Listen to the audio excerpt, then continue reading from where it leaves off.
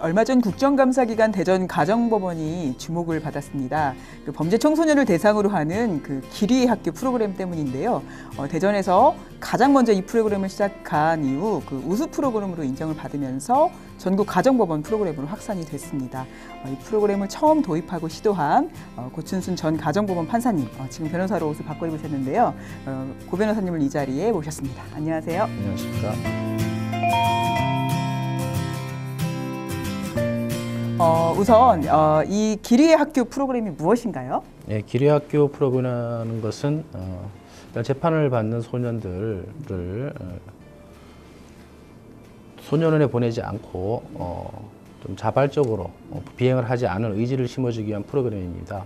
내용이라고 하면 재판을 받는 소년들 10명을 선발해서 상담 선생님들 10명과 1대1 짝을 이루어서 지리산 둘레길 230km를 9박 10일 일정으로 걷는 프로그램이었습니다. 사실 법원 밖으로 나가서 이제 몸으로 하는 일 잘 하지 않거든요. 근데 처음에 이렇게 어떻게 보면 적극적인데 이런 프로그램을 도입하게 된 계기가 있으세요? 계기라고 한다면 제가 2013년도에 소년 전문법관으로 대전 가정법원에 부임하게 됐습니다. 그때 같이 부임하셨던 손왕석 법원장님이 계셨고요. 또 대전에서 오랫동안 청소년 쉼터를 이끌어 오신 윤학준 신부님이 계셨는데 그 두 분이 서로 아는 사이였고요. 그 두 분께서 소년들에 대한 교육이 강제로 비행을 하지 않게 만드는 것보다는 자발적으로 소년들이 비행을 극복할 수 있도록 하는 쪽에 이제 의지가 있으셨고요. 여러 번 만나서 상의하다가 그런 프로그램으로서 이 기리의 학교 프로그램이 딱 맞아 떨어진다 생각해서 추진하게 됐습니다. 사실 이게 벌써 시행을 4년을 넘어섰거든요. 근데 도입 당시에 이제 어려움이라든가 안 그러면 이제 주변의 반대, 또 이렇게 우려 섞인 시각이 약간 있었을 것 같거든요. 맞습니다. 그 프로그램 자체가 재판받는 소년들을 외부로 데려나가는 것이었기 때문에 제도적인 뒷받침이 없었고요. 또 예산 지원 자체가 없었습니다. 더구나 안전사고 위험이라든가 소년이 도망도 갈 수 있고 그런 위험 때문에 반대하는 시각이 더 많았다고 볼 수 있었어요. 그리고 또 특히 저희가 2014년 6월 달에 처음 출발을 계획하고 있었는데 그 해 직전인 4월 달에 세월호 사태가 터지면서 이 프로그램 자체를 포기해야 하나 이런 문제도 있었습니다. 그때는 손왕석 법원장님께서 워낙 의지가 강하셨고 그래서 세월호 사태를 계기로 더 탄탄한 프로그램을 만들고 그래서 저도 9박 10일 일정을 재판을 전부 뒤로 미루고 같이 가게 됐던 것입니다. 근데 직접 가보시니까 실제 좀 아이들이 어떻게 보면 이제 비행 청소년이라고 하죠. 그런 아이들인데 좀 어떻게 변화된 모습이라든가 안 그러면 좀 변화 같은 게 약간 짧은 기간이지만 느껴진 게 있었어요? 아이들이 처음에는 이 프로그램 자체를 이해를 못했고요. 그렇죠. 도대체 자기한테 왜 이런 걸 시키나 하면서 그런 생각을 좀 많이 가졌던 것 같은데요. 프로그램 진행하면서는 아이들이 자신을 가치 있게 중요한 사람으로 여겨준 것에 대해서 감사하는 생각을 갖고 그런 말도 하고요.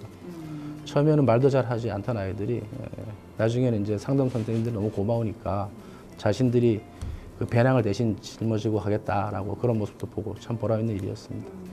혹시 국내 말고 외국에서도 이런 프로그램 같은 걸 도입하는 그런 이제 선진 프로그램이 있나요, 혹시? 저희 길 위의 학교 프로그램은 기본적으로 프랑스에서 쇠유라는 이름으로 운영되고 있는 프로그램을 이제 벤치마킹 하려는 시도였습니다.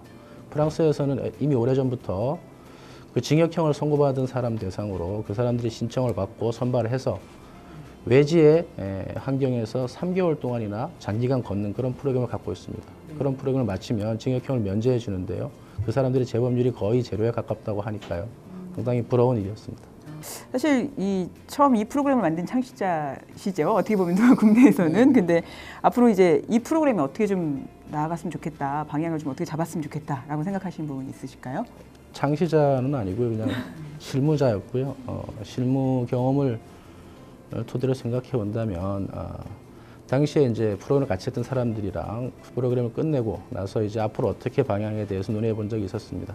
그런 내용을 일단 저희 나라도 삼면이 바다로 돼 있고 고성군에서부터 동해, 남해, 서해, 인천까지 가면 한 3개월 정도 걷는 구간이 나옵니다. 그런 해변 도로를 따라서 소년들을 3개월 정도 걷는 그런 장기간 특별한 프로그램으로 만들어보고 싶은 꿈이 있었습니다. 그렇지만 지금으로서는 우선은 제도적으로 정착되고 좀 더 많은 아이들이 장기간 또 먼 거리를 걸 수 있는 프로그램으로 안정적으로 운영됐으면 좋겠다는 바람입니다. 최근 소년범에 대한 처벌을 강화해야 된다, 뭐 소년법을 폐지해야 한다, 뭐 이런 목소리가 상당히 많거든요. 근데 이 부분에 대해서는 좀 변호사님 어떻게 생각하세요?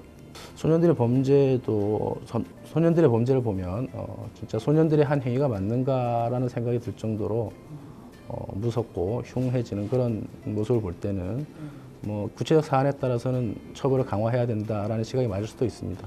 그렇지만은 소년법을 폐지해야 된다는 의견 자체에는 크게 반대하고 싶습니다.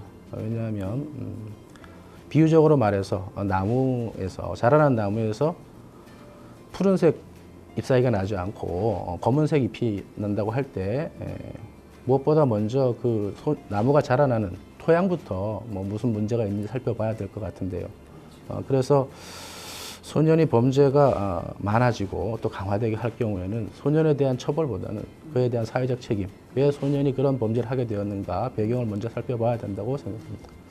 청소년 범죄의 경우 재범률이 상당히 높은 것으로 알고 있습니다. 이 프로그램이 굉장히 더욱 좋은 프로그램이 정착이 되면서 이제 위기의 청소년들이 회생의 발판이 될 수 있는 그런 프로그램이 되길 희망합니다. 네, 오늘 인터뷰 감사합니다. 감사합니다.